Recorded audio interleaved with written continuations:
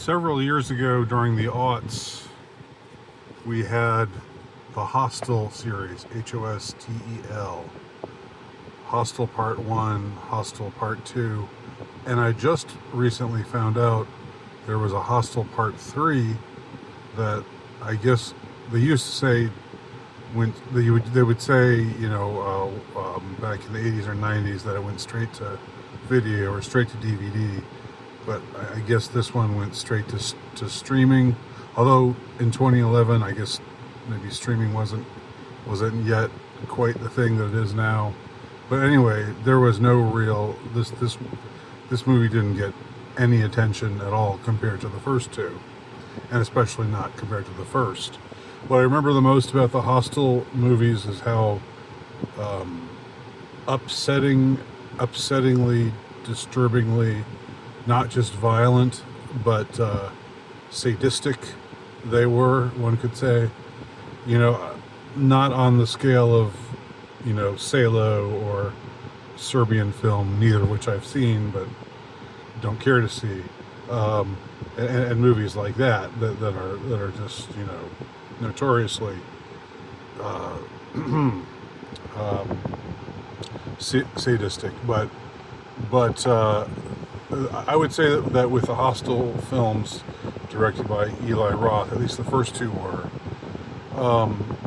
this was about as far as you could go in that direction and still be mainstream. It really pushed the mainstream into this very, there's a British term, there's a term they use that I like called grotty, Grotty.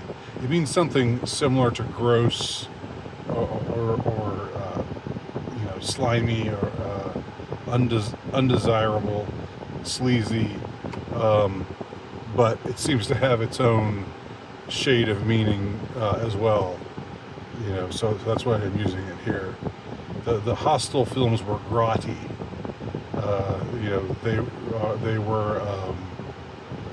They had a low budget feel to them. There were no known actors in any of them, and the torture scenes were just very difficult to sit through.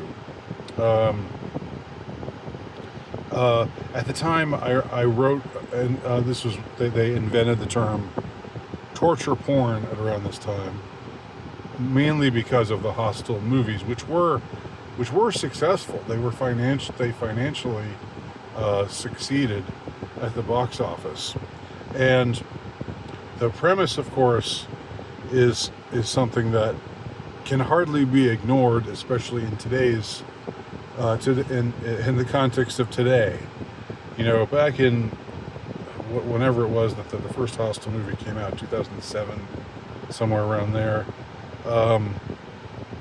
people didn't believe that stuff like that actually happened. They didn't believe that tourists were lured away, were drugged, and then taken to some place where all these rich, powerful people, were paying to watch them get tortured and murdered, and they were the rich, the unscrupulous, perverse, sadistic, rich and powerful class were getting off on seeing this happen. Back then, it was just like a horrific premise to most people. I mean, I guess there was maybe the spots in our minds that maybe wondered, could this be true? Could things like this actually be happening someplace in the world? And they probably were happening, but the idea that this was something connected to the powers that be, to the rich and powerful people, that you had to pay good money. I mean, you had to be a multimillionaire at least to be in this club where you got to either torture people for sport or watch people get tortured for sport. Um, I mean, today, if you don't believe things like that have been going on and are going on still, I don't know what to say to you. I really don't. You got your head in the sand, and at this point, if you don't see that the truth about stuff like this now, then you might just be a hopeless case. You might just be someone to write off, and just ignore and talk to people who have who've got some sense about them, and whose powers of observation and analysis are at a level that is at least able to see what's plainly there. Anyway, I didn't know at all that there was a Hostel Part 3, and I found out again. It was another one of those things, like I was talking about, I think in another video recently. I found out about the existence of this movie just because I was having some trouble getting to sleep. having trouble getting to sleep, so why not watch a really upsetting, disturbing movie about people getting tortured? Maybe wasn't the best choice, but what can I say? Yeah. So I'm not going to say anything much about the plot of Hostel Part 3. It's maybe not quite as upsetting of a watch as the first two movies were, especially the first movie.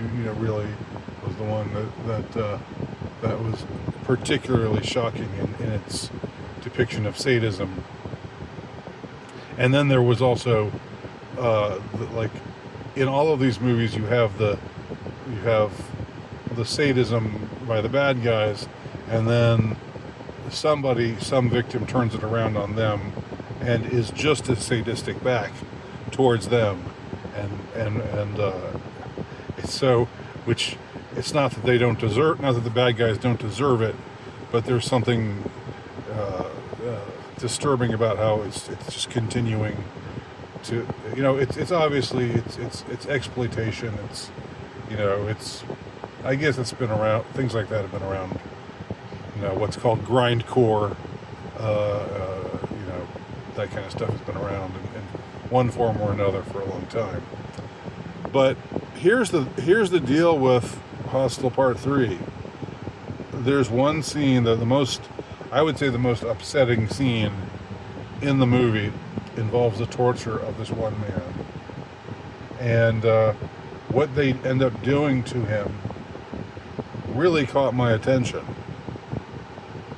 And it caught my attention in with respect to something called Frazzle drip, and I'm not going to go on about that. I'm not going to talk anymore about Frazzle drip. But if you know, you know. There was an interrogation of Hillary Clinton recently. She was asked about it. Her first response was to touch her face. Many people noticed. I'm not saying that the supposed Frazzle drip video is real. I don't know whether it's real or not, but what I will say is that this scene, which again from a movie that came out in 2011, in this scene, a man's face the skin from his face gets torn off, and then the torturer places the face on like a mannequin's face afterwards. I mean, how do you watch that scene? How do you watch a scene like that and not think about Frazzle drip? You can't. So I just wanted us to note that. I think it's definitely worth noting, because as we're seeing, hopefully, the things that they're showing us often in movies, it's not just oh, what if something like horrific like this could happen. It's probably more, this stuff is really happening, and here's a way of revealing it.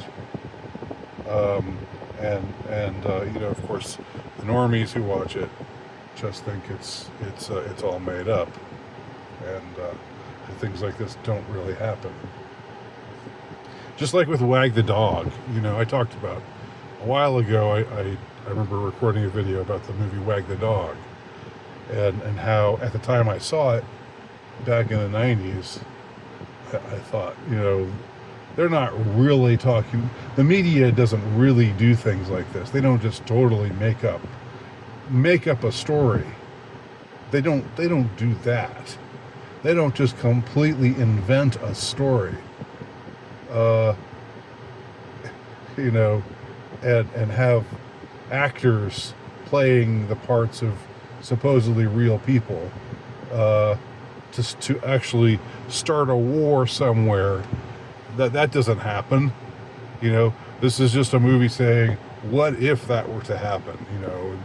The potential power of media to mess with our minds. That was what I thought in the 90s, and that's what most people thought in the 90s. But today, you see Wag the Dog, you think, yeah, that's the media. That's what they do. And anyway, I don't know what to make of the fact that this is a very specific thing. This was a very specific, peeling off a victim's face as he screams in terror. It's an awful scene to watch. It's rather traumatizing to watch. And I'm only mentioning it just because of the parallel with this thing called Frazzle drip. Anyway, which you can find out about elsewhere. I'm not gonna say I'm not gonna give you the details here. Thanks for watching. Let me know what y'all think.